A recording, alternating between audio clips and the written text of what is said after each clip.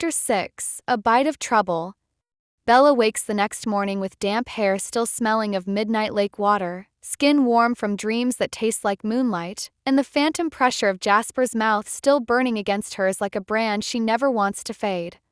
She stretches languorously in bed, sunlight filtering through the blinds in golden bars across her sheets, and for the first time in her entire existence, maybe the first time in anyone's existence, she feels completely, exquisitely, dangerously alive. Every nerve ending hums with electricity. Every breath tastes like possibility. Then her phone buzzes against the nightstand, shattering the spell. Text from Emmett, because of course it is. Pack a bag, Buttercup. We're kidnapping you for the weekend. Jasper says it's officially sanctioned. Wear something black. Bring your best attitude and leave the anxiety at home. Below it, a follow-up. P.S. Rosalie says if you bring those hideous flip-flops again, she's personally throwing them in the nearest body of water. This is not a threat. It's a promise. Bella laughs out loud in the quiet morning, the sound bright and startled. She texts back a thumbs-up emoji followed by a peach because Emmett will absolutely figure out what she means, and if he doesn't, that's his problem. By noon, she's in the back of the Jeep again, but this time Rosalie's behind the wheel, driving with the focused intensity of someone navigating Monaco's Grand Prix circuit instead of the winding back roads of the Olympic Peninsula. She's wearing designer sunglasses that probably cost more than Bella's entire wardrobe and has her golden hair pulled back in a sleek ponytail that somehow manages to look effortlessly perfect despite the wind. Jasper occupies the passenger seat like he owns it, long legs stretched out in casual elegance, one arm draped along the window frame. He hasn't looked directly at Bella since she climbed in, but she can feel the awareness crackling between them like live wire. Electric and dangerous and absolutely intoxicating. Emmett bounces beside her in the back seat, humming what might be a song or might just be the soundtrack to his own internal chaos, his elbow connecting with the door every time they hit a pothole or take a curve too fast. "You're gonna love this place," he declares with the enthusiasm of a golden retriever discovering tennis balls. "Jasper and I used to crash there whenever we needed to decompress." Decompress from what? Bella asks, though part of her isn't sure she wants the answer. Emmett's grin turns absolutely wicked. "You ever see our boy Jasper after a real fight? No? Well, let's just say this cabin has witnessed some interesting therapeutic sessions." Bella glances at Jasper's profile, noting the way his jaw ticks almost imperceptibly, the slight tension in his shoulders. He still doesn't turn around, but she catches his golden eyes in the side mirror, dark and complicated and entirely unreadable. "Ignore them both," Rosalie interjects with the long-suffering tone of someone who's heard this conversation too many times. "It's a perfectly lovely cabin, not some kind of vampire rage bunker." "Vampire rage bunker?" Bella repeats, eyebrows climbing toward her hairline. "Rosalie's being dramatic," Jasper finally speaks, voice carefully neutral. "It's just a place to get away from complications." The way he says the word makes Bella wonder exactly what kind of complications require an isolated cabin in the woods to resolve. Cabin turns out to be a 2-story masterpiece of rustic charm, all weathered cedar and stone, tucked into the forest beside a river that chatters and laughs its way over smooth rocks. There's a wraparound porch complete with hanging swing, a professional-grade grill that looks like it could cook for an army, and what appears to be the remains of a dartboard hanging somewhat sadly from an ancient oak tree. Inside, the space is an eclectic mix of comfortable chaos, mismatched quilts thrown over leather couches, bookshelves crammed with everything from classic literature to survival guides, and a massive stone fireplace that dominates one wall despite the fact that it's the height of summer. "Dibs on the loft," Bella calls, climbing the narrow stairs to a small bedroom tucked under the eaves. Through the window, she has a perfect view of the river and the forest beyond, all dappled green and gold, moss and filtered sunlight. It looks like something from a fairy tale, the kind where beautiful, dangerous things happen to unsuspecting girls who venture too far from home. As she's unpacking her small duffel bag, she hears voices drifting up from the porch below. Jasper's voice, low and tense. Don't say anything. Rosalie's response is characteristically blunt. I didn't. Yet. Bella freezes, every instinct telling her to move away from the window, but she can't seem to make her feet obey. Jasper continues, quieter now, like he's afraid of being overheard. She trusts me completely. That's new for me. And it terrifies you, Rosalie states rather than asks, her voice matter of fact. It should terrify me. There's something raw in his admission, something that makes Bella's chest tighten with unnamed emotion. A pause, filled with the sound of wind through pine needles and the distant chatter of the river. When Rosalie speaks again, her voice has lost its sharp edge, becoming something softer, almost gentle. She's stronger than you think she is, Jasper. And she's already chosen. The question is whether you're brave enough to let her. Bella steps back from the window, hands trembling slightly. Her heart pounds against her ribs like it's trying to escape, and she's not entirely sure if it's from fear or anticipation or something else entirely. That evening, they build a fire in the stone circle beside the river and settle into mismatched camping chairs with bags of marshmallows and graham crackers. Emmett regales them with an increasingly elaborate story about the time he was allegedly mistaken for a particularly large bear by a group of tourists and subsequently chased through half of Olympic National Park by an overzealous park ranger with a tranquilizer gun. The best part, Emmett says, waving his marshmallow-laden stick for emphasis, was when I finally stopped running and turned around. This poor guy is standing there with his little dart gun and I'm like, "Sir, do I look like I have paws to you?" Bella laughs so hard she nearly falls out of her chair, tears streaming down her cheeks. Even Rosalie cracks a genuine smile, though she's clearly heard this story multiple times before. Jasper watches Bella the entire time, something soft and conflicted flickering in his golden eyes like candlelight. Every time she laughs, his expression grows a little more tender, a little more haunted. When the stars begin to emerge in the darkening sky, Emmett and Rosalie make their excuses and disappear back into the cabin with knowing looks and entirely too much smugness. This leaves Bella and Jasper alone on the porch swing, wrapped in a thick wool blanket that smells like cedar and wood smoke, the night alive with cricket songs and the gentle murmur of running water. Bella leans into Jasper's side, savoring the solid warmth of him, the way he seems to radiate heat despite his marble-cold skin. "You're quiet tonight. More than usual." Jasper is silent for a long moment, his chest rising and falling in a rhythm that's probably more habit than necessity. When he finally speaks, his voice is carefully controlled. "There's something you should know. Before this," he gestures between them, "goes any further." She lifts her head to look at him, noting the tension in his jaw, the way his free hand has clenched into a fist. "I wasn't always like this," he says quietly, staring into the fire. "Before I found the Cullens, I fed on humans. For decades.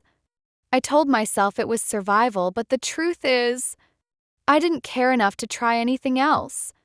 Confession hangs between them like a challenge, heavy with implication. "The Cullens showed me another way. Animals instead of people. It's harder, so much harder, but it meant I could live with myself. Mostly." His jaw clenches.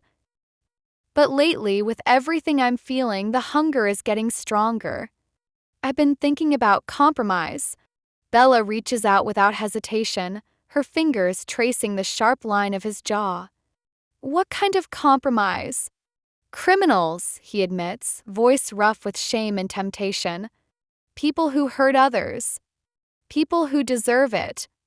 It would be easier than fighting this constant war with myself, and I could tell myself it was justice instead of murder." She's quiet for a long moment, processing. "You're asking if I'd hate you." His golden eyes go dark, pupils dilating despite the firelight dancing across his face. "I'm asking if you could still love a monster who's thinking about becoming one again." She tilts her head, studying his beautiful, tortured face. "You're not a monster for having thoughts, Jasper. You're human, well, you know what I mean, for struggling with them. But if I gave in, if I stopped fighting?" Bella closes her eyes, feeling the weight of the question he's really asking, the choice he's laying at her feet. When she opens them again, her gaze is steady, unflinching.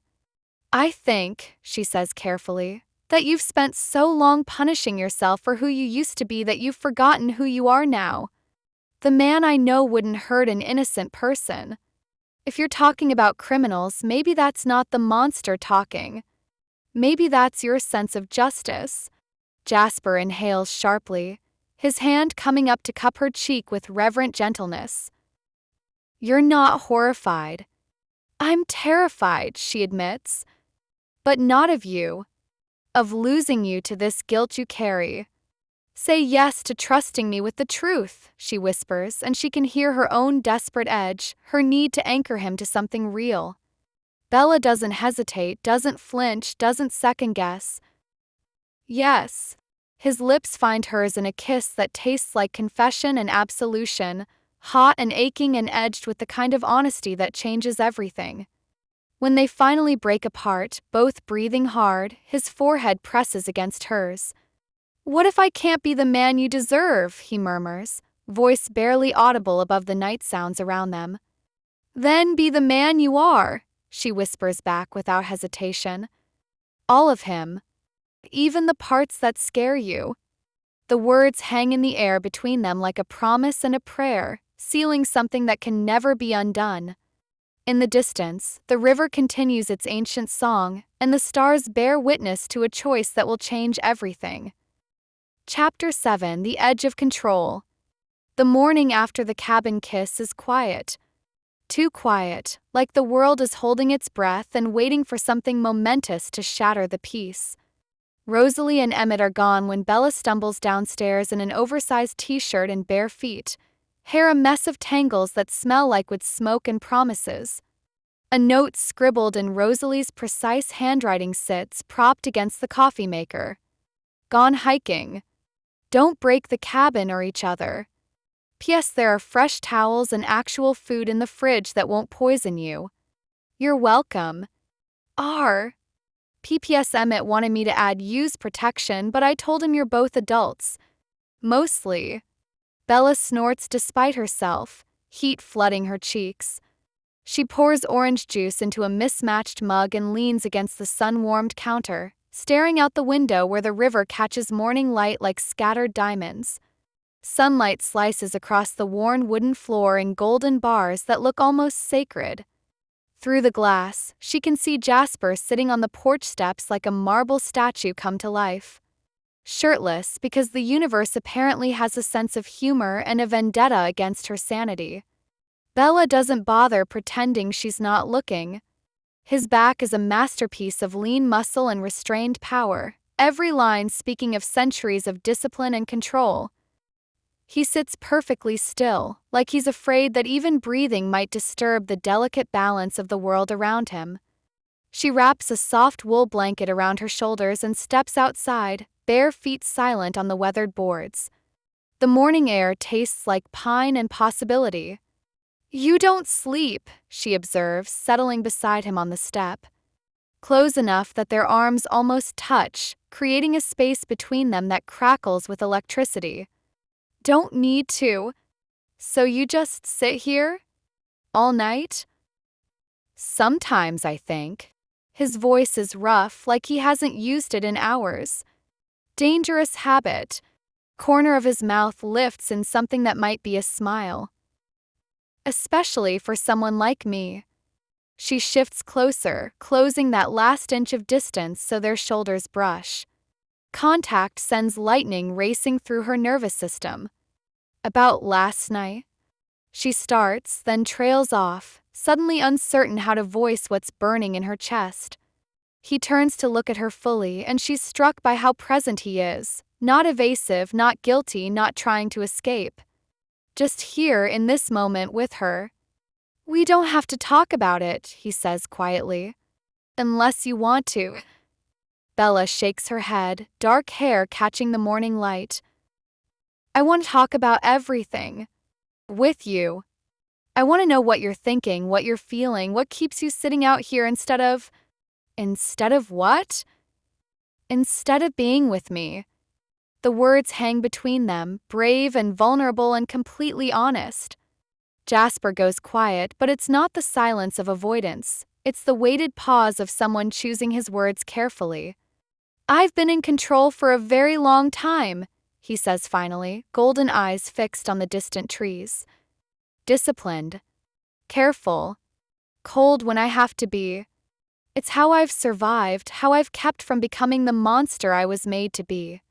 But when I'm with you..." He pauses, jaw working. "I feel things I shouldn't allow myself to feel. I want things I have no right to want." Bella's heart pounds against her ribs. "Do you regret it? Last night?" "No," he says instantly, turning to face her with fierce certainty. "Never. But I'm terrified of what I might do if I stop being careful. If I let myself want you the way I actually want you."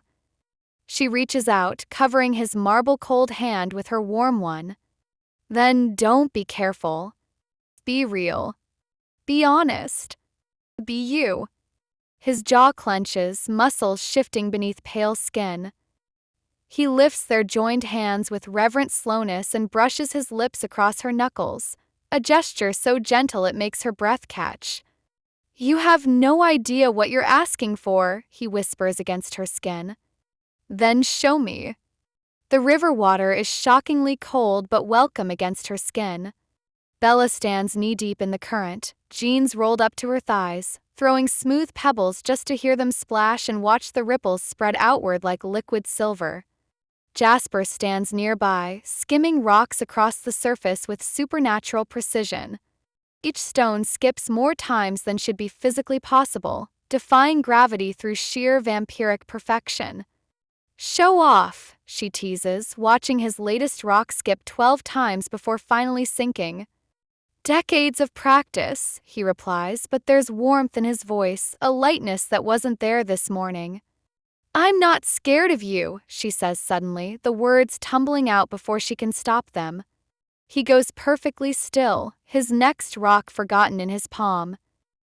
"You should be." "But I'm not," she insists, turning to face him fully. Water swirls around her legs, cold and alive. "You think you're this massive danger, this barely contained monster, but you've been nothing but gentle with me. Patient. Kind." He finally meets her eyes, and there's something fierce and desperate burning behind the gold. "Because I'm holding myself back every single second I'm near you. Every breath, every heartbeat, every moment is a choice not to take what I want. You think I don't want more? I do. Every moment we're together is a war just to stay still, just to keep my hands to myself." Bella takes a step closer, water lapping around her shins. Then stops staying still. The silence that follows is electric, charged with possibility and danger in equal measure. A heartbeat. Then two. Then Jasper is in front of her before she can blink, moving with inhuman speed, hands spanning her waist, eyes burning with barely contained hunger. "You're sure?" His voice is rough, desperate. "Yes." His lips crash into hers, no restraint, no careful control, just pure fire and want and months of buried desire finally breaking free. She clutches at his shoulders, and he lifts her effortlessly, carrying her to the grassy riverbank in a blur of motion and tangled limbs. They fall into the soft grass together, breathless and desperate, his body covering hers like he's trying to shield her from the world. His mouth trails hot kisses down her throat, and she arcs beneath him, fingers tangling in his hair. Then he pauses. She can feel it, that trembling edge where his control frays, where the vampire in him rises to the surface. His breath shakes against her neck, and she knows somehow that his fangs are just beneath the surface, that he's fighting every instinct he has. "Say stop," he whispers, voice raw with self-control stretched to its breaking point. "Don't you dare," she breathes, tilting her head to give him better access. When his teeth graze her skin, just the edge, just a whisper of what he could do, she doesn't flinch. Doesn't pull away. just closes her eyes and lets herself feel the exquisite danger of loving something wild and beautiful and deadly. He pulls away a second later, trembling like he's been struck by lightning, eyes wide with horror at his own loss of control. Bella reaches up, cupping his face with gentle hands. "I'm still here," she says softly. "I'm still whole. I'm still choosing you." He presses his forehead to hers, breathing hard despite not needing air. "I've never wanted anything like I want you. That terrifies me more than bloodlust ever has." She kisses him again, soft and sure and absolutely fearless. "Good. Maybe we both needed something worth being scared of." The river continues its ancient song beside them, bearing witness to a love that defies every law of nature and reason. And for the first time in decades, Jasper Whitlock stops fighting what he wants and lets himself fall completely, irrevocably, dangerously in love. Some edges are worth crossing. Some control is worth losing. And some people are worth risking everything for. Chapter 8: The Pull Away. Bella doesn't see Jasper the next day. She wakes to an empty cabin, not literally empty, but missing the one presence that makes her feel like the world has shifted into perfect alignment. The absence hits her like a physical thing, settling in her chest like a stone. Rosalie and Emmett are still at the cabin, installed on the porch swing like summer royalty holding court. Emmett flips pancakes with the theatrical flair of a short-order cook performing Shakespeare, singing off-key snippets of what might be country music or might just be noise, while Rosalie pretends to be annoyed but eats every golden bite he serves her with obvious pleasure.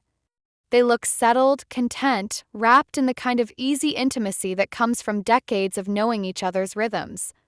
It makes Bella's heart ache with something that might be envy. She spends the morning curled in the rope hammock strung between two massive pines, a paperback novel forgotten in her lap as she tries to convince herself she's not slowly unraveling.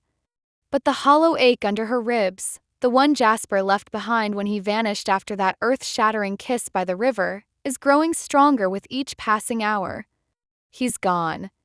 Not in the literal sense that makes any rational meaning. His Jeep still sits under the canopy of trees, keys probably still in the ignition because who's going to steal a car in the middle of nowhere? But he's not inside the cabin. Not wandering the porch. Not anywhere within the boundaries of her increasingly frantic search. She texts once, fingers trembling slightly, "Where are you?" The message shows as delivered. Then read. No reply. By noon, the silence has stretched her patience to its breaking point. She storms past the porch, jaw set with determination and barely contained frustration. "Don't even think about asking," she warns Emmett, who has the wisdom to set down his fork and raise his hands in surrender. "Take the river trail," Rosalie calls out without lifting her eyes from the magazine she's pretending to read. He always runs there when he's having an existential crisis.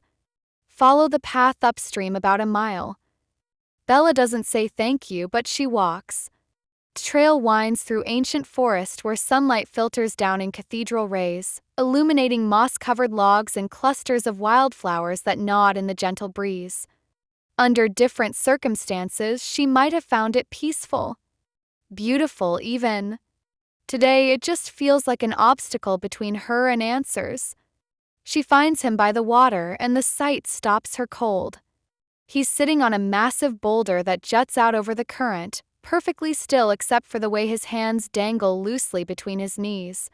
He's staring at the rushing water like it holds the secrets of the universe, or maybe just the answer to whatever internal war is tearing him apart.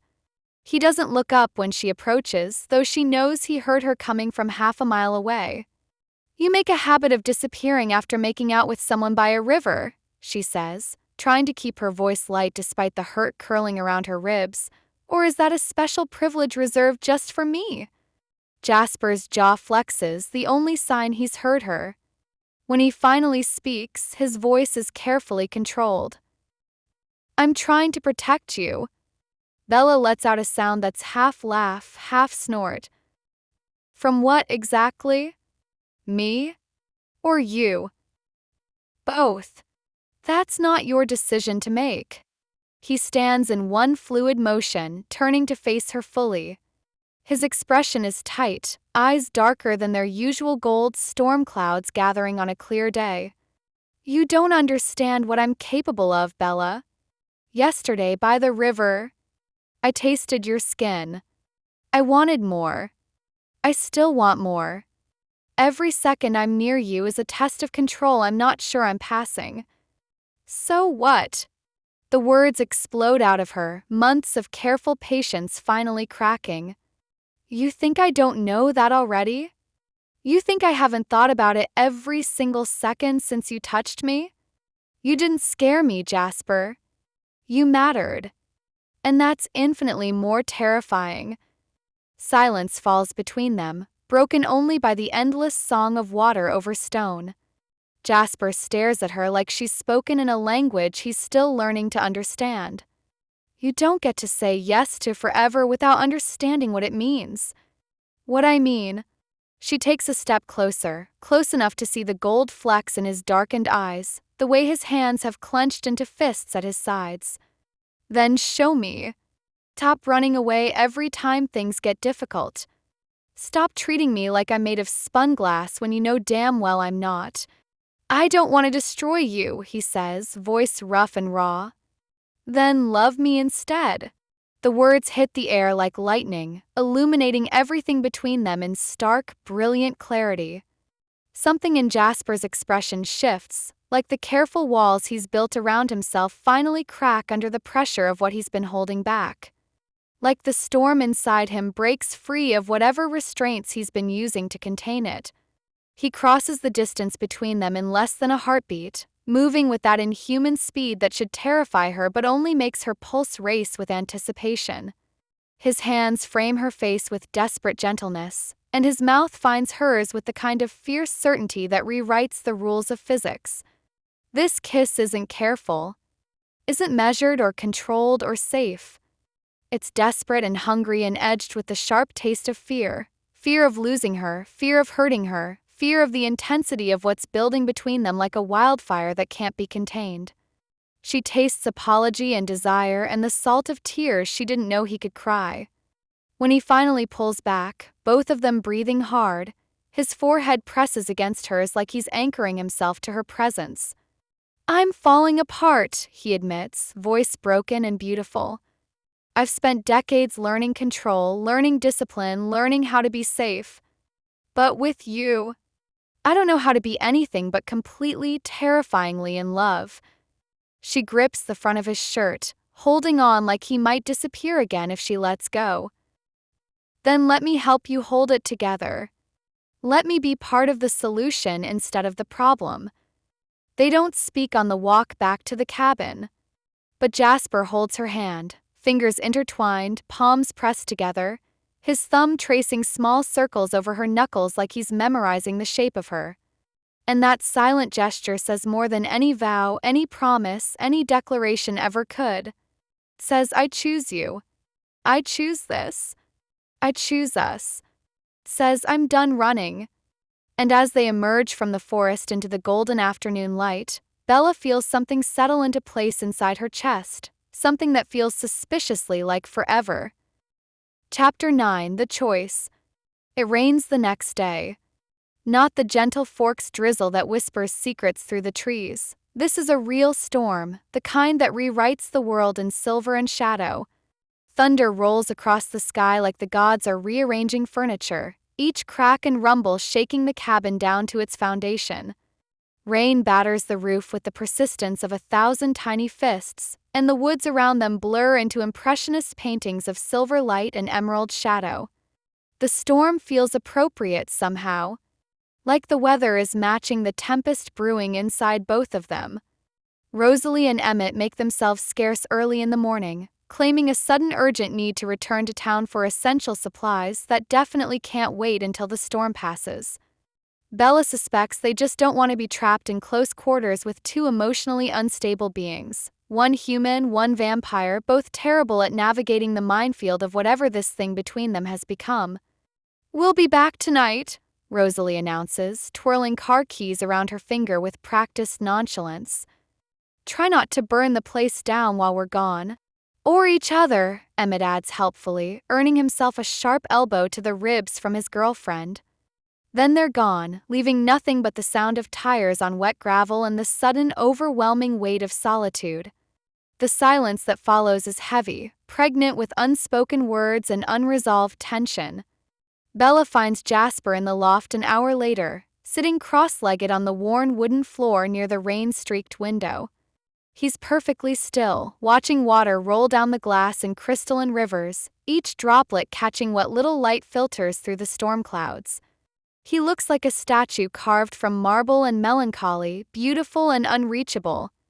She crawls across the floor without a word, settling beside him in the pool of gray light. Her head finds its natural resting place against his shoulder, and for once, he doesn't flinch or pull away or retreat behind those carefully constructed walls. He just lets her be there. Minutes pass. Maybe hours. Time moves differently in storms, especially when you're sitting next to someone who exists outside its normal boundaries anyway. The rain continues its relentless percussion against the roof, filling the silence between them with white noise that somehow makes everything feel both more intimate and more vast. I don't know how to do this, he says finally, voice barely audible above the storm. Bella doesn't lift her head, doesn't move except to breathe. Neither do I. You deserve someone who can give you a normal life. Marriage, kids, growing old together. All the things I can never offer. I don't want normal, she says simply. I want you. All of you. The complicated parts, the dangerous parts, the parts that make you think you're not worth loving. He turns toward her then, and she can see something raw and vulnerable flickering in his golden eyes. I've killed people, Bella. Not in war, not in self-defense. I've taken innocent lives because I was hungry and I didn't care enough to find another way. She looks up at him, meeting his gaze without wavering, without judgment. And I've survived people who tried to make me disappear, who wanted me to be smaller and quieter and less. That's not the same thing, but it means I understand what it is to carry weight you didn't ask for. You're not the only one who's haunted by choices and circumstances beyond your control. Her hand finds his, fingers intertwining with careful deliberation. The difference is, I don't let my ghost stop me from choosing something better. Something real. Something worth the risk. Jasper's carefully maintained composure cracks like ice in spring, revealing the raw humanity underneath the marble exterior. You make me feel. He struggles for words, centuries of vocabulary failing him when he needs them most. Human. Not just in the biological sense, but in all the ways that actually matter. You make me remember what it felt like to hope. You are human, she says fiercely. Maybe not by biology or heartbeat or any medical definition, but by choice. By the way you fight against your nature every single day. By the way you choose compassion over convenience, struggle over surrender. She shifts to face him fully, rain-light casting shifting patterns across both their faces. And if I can say yes to falling in love with someone who terrifies me in the best possible way, then you can say yes to someone who makes you remember what it feels like to be alive. He lets out a breath he doesn't need, something between a laugh and a sob. I thought I was protecting you, he admits. From me, from what I am, from the darkness that follows people like me. But really, I was protecting myself. From hope. From the possibility that someone could see all of me and still choose to stay. Bella slides closer, close enough that she can see the gold flecks in his eyes, the way his pupils dilate when he looks at her like she's something precious and impossible. Then let's stop doing that, she whispers. Let's stop protecting each other from the best parts of this. Let's say yes to the mess and the uncertainty. Yes to trying, to stumbling, to figuring it out as we go. Yes to the good days and the bad ones and the nights when you think you're breaking apart. She leans up and kisses him, soft and slow and soaked in certainty, tasting like rain and promises and the kind of courage that changes everything. "You're not alone anymore," she whispers against his lips. "You never have to be alone again." Jasper closes his eyes, and when he opens them, they're bright with unshed tears and something that looks suspiciously like joy. "Yes," he breathes, the word carrying the weight of surrender and victory all at once. "To everything. To you. To us. To whatever this becomes."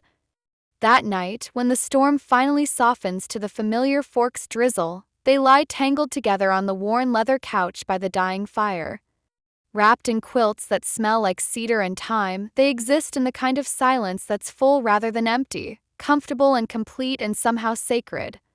Bella rests her cheek against his chest, listening to the place where a heartbeat should be but isn't, and somehow still feeling the rhythm of something vital and alive beneath her ear. Maybe it's just wishful thinking, or maybe love creates its own kind of pulse. Outside, the rain continues its gentle benediction against the windows, washing the world clean and making everything feel like a fresh start. She's never been more certain of anything in her life. Neither has he. And for the first time in decades, Jasper Whitlock lets himself believe in forever. Chapter 10: Yes to Forever. They return to Forks 2 days later, transformed. The sun is warm against Bella's face, the skies impossibly clear like someone has scrubbed them clean of every cloud and worry. The entire world feels different, sharper, brighter, humming with possibility. Even the familiar stretch of highway looks like it's been painted in more vivid colors. Bella rides in the front seat of the Jeep, barefoot and content, legs curled beneath her like a cat in a sunbeam. Jasper drives with one hand resting casually on the wheel and the other intertwined with hers across the console, his thumb tracing absent patterns on her knuckles that send warmth spiraling up her arm. They don't talk much during the drive. They don't need to. The silence between them is full of shared secrets and settled hearts, comfortable as worn denim and twice as precious. Every so often, she catches him glancing at her with an expression so tender it makes her chest tight with happiness. The last Saturday in July arrives draped in lazy heat that makes the air shimmer like liquid gold. Emmett declares it Forks Family Fun Night with the enthusiasm of someone personally responsible for community morale, which apparently involves fireworks, bonfires, and what looks like half the town migrating to the baseball field armed with lawn chairs and coolers full of questionable potato salad. Bella doesn't expect to enjoy herself. She's spectacularly wrong. Rosalie helps her pick out a white cotton sundress that flows like water when she moves, then insists on braiding a pale blue ribbon through her hair, because you look like summer personified and we're not wasting that. Emmett supplies the evening's provisions, 4 different types of chips, 2 bags of gummy worms, and what he claims are gourmet sandwiches but look suspiciously like peanut butter and marshmallow fluff creations. Jasper never leaves her side, hovering close enough that she can feel the cool emanating from his skin even in the evening heat. His hand finds the small of her back when they walk. His fingers brush hers when they reach for the same bag of chips, and every casual touch feels like a small miracle. The 4 of them claim a prime spot on the grass just off center field, right beneath the vast canopy of emerging stars. Around them, families spread blankets and teenagers chase each other with sparklers, the air filled with laughter and the smoky scent of grilled hot dogs. Halfway through the fireworks show, as red and gold explosions paint the sky in temporary masterpieces, Jasper tugs gently on her hand. "Walk with me," he murmurs, voice low enough that only she can hear. She doesn't ask where they're going or why. She just follows. They leave the crowd behind, slipping away from the noise and light like conspirators sharing a secret. The sounds of laughter and patriotic music fade gradually into the familiar symphony of crickets and rustling leaves, the eternal soundtrack of Forks summer nights. They walk in comfortable silence until Jasper stops in a small clearing she's never seen before, hidden deep enough in the woods that the fireworks sound like distant thunder. The space is lit by dozens of fireflies that dance between the trees like fallen stars, creating a natural light show more beautiful than any human pyrotechnics. That's when she sees it. A thick quilt is spread across the soft grass, the corners weighted down with smooth river stones. Mason jars filled with candles flicker along the edges, casting everything in warm, golden light that makes the clearing feel like a fairy tale. And in the center of the blanket sits a small wooden box, polished to a warm sheen and waiting like a treasure chest full of promises. Bella stops walking, breath catching in her throat. "Jasper, what is this?" He clears his throat, one hand rubbing the back of his neck in a gesture so endearingly nervous it makes her heart squeeze. For someone who's lived over a century, he suddenly looks like a teenager working up the courage to ask someone to prom. "Rosalie helped me put it together," he admits, golden eyes reflecting the candlelight. "She said it was a sentimental fool's errand and I should just buy you jewelry like a normal person. I told her I've never been normal and I wasn't about to start now." He kneels beside the blanket, hands slightly unsteady as he opens the wooden box. Inside, nestled in midnight blue velvet, is a collection of small treasures that makes her chest tight with emotion. A wildflower pressed between sheets of glass, petals still vibrant yellow. A smooth river stone, gray-blue and perfect for skipping. The photo of her laughing in the sunflower field, professionally printed and glowing with captured joy. A page torn carefully from what looks like a book of poetry, the edges soft with age. And at the center a ring, not a diamond engagement band but something more unique, more them. Antique rose gold twisted into delicate vines, cradling an oval moonstone that seems to hold captured starlight.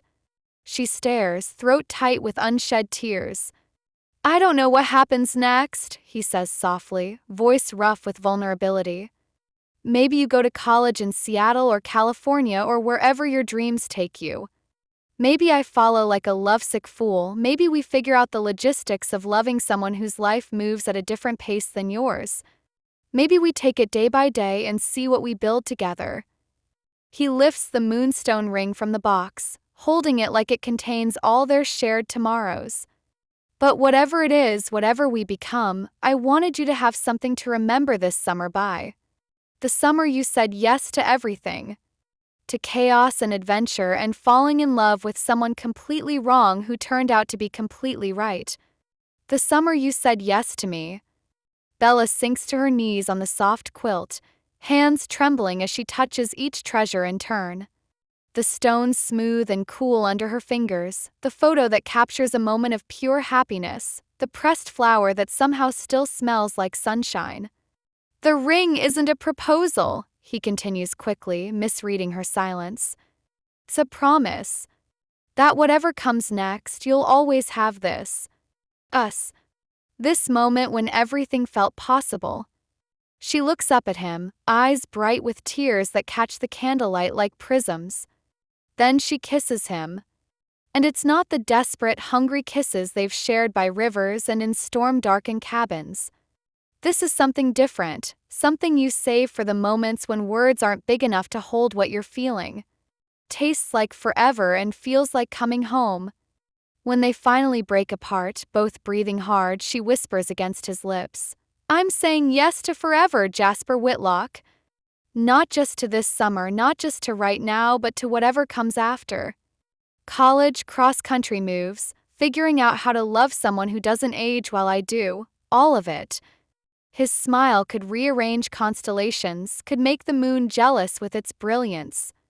"Then you don't even have to ask the question," he murmurs, slipping the moonstone ring onto her right hand where it fits like it was always meant to be there. "The answer will always be yes." Later, when the last firework lights the sky in a spectacular bloom of silver and gold that seems designed specifically for this moment, Bella and Jasper lie tangled together on the quilt beneath the vast canopy of stars. His arm is wrapped around her, solid and sure. Her head rests on his chest where she can't hear a heartbeat but can feel something just as vital, the steady rhythm of his breathing, the cool comfort of his presence, the way he holds her like she's something precious that might disappear if he's not careful. Around them, the world settles into peaceful stillness. The fireflies continue their ancient dance, the candles flicker in their mason jar homes, and somewhere in the distance, the sounds of the town celebration fade into contented quiet. And the stars, endless and old and eternal, bearing witness to countless love stories across the centuries, seem to shine a little brighter in approval. Yes, they whisper in the language of light and time. To everything. To forever. To love that defies logic and chooses hope anyway.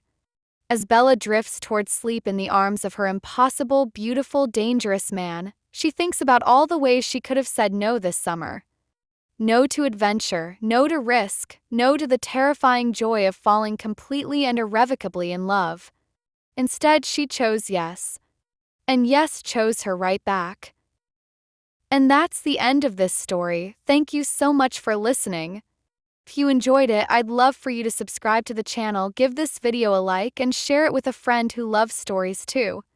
Your support helps me keep creating and sharing more tales with you. I'll be back soon with more adventures, so watch for the next story. Until then, take care and happy listening.